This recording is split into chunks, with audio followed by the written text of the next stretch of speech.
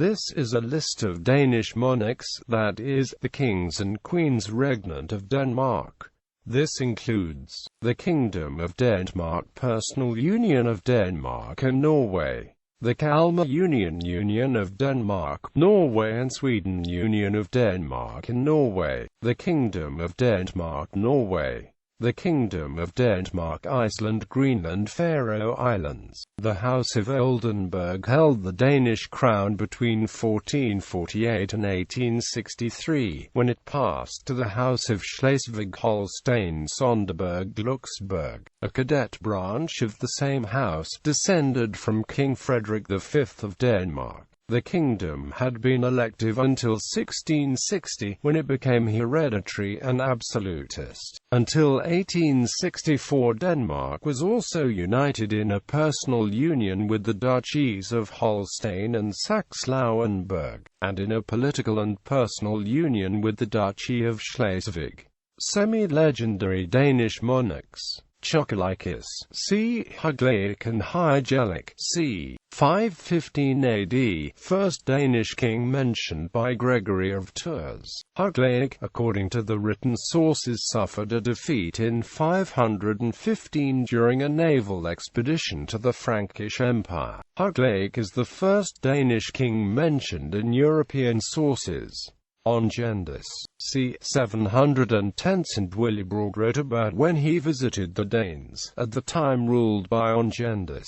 Harald, named as former king in relating 9th-century events, perhaps model for legendary Harald War II. Siegfried, 780s–790s. Gudfred, 804–810, mentioned as Danish king in the Treaty of Heiligen 811. Hemming, 810–811, 812. The Treaty of Heiligen was signed in 811 between the Danish king Hemming and Charlemagne. Siegfried, nephew of Gudfred, and Anulo, nephew of Harald, fought for throne and both were killed, perhaps model for legendary Sigurd Ring, c. 812. Harald Klak and his brothers Ranfred and Hemming Halfdansen, 812–813, and again from 819–827.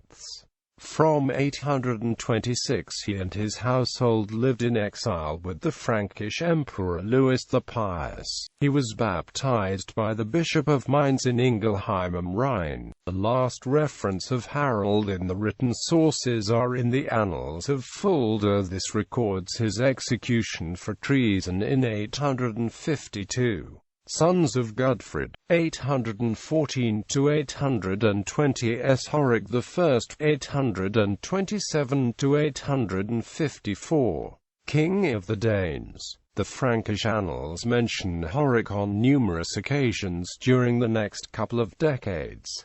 Horik II, 850s–860s. He is believed to have been the immediate successor of Horik I, but the annals are silent about the name of the Danish king for a few years after the disaster of 854. In 857, Horik II allowed Rorik to occupy the part of the kingdom between the sea and the Eider. Horik II was still alive in 864, when a letter was addressed to him by Pope Nicholas I.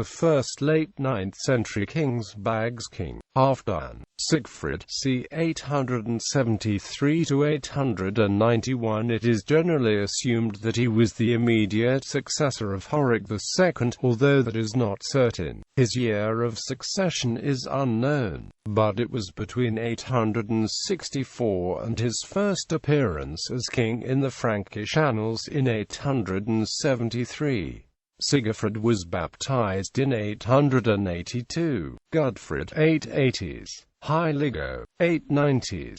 The House of Olaf, late 9th century and early 10th century.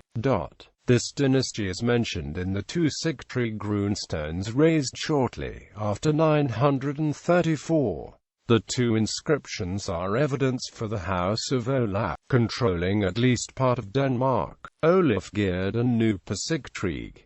Harthacnut I, 936–940.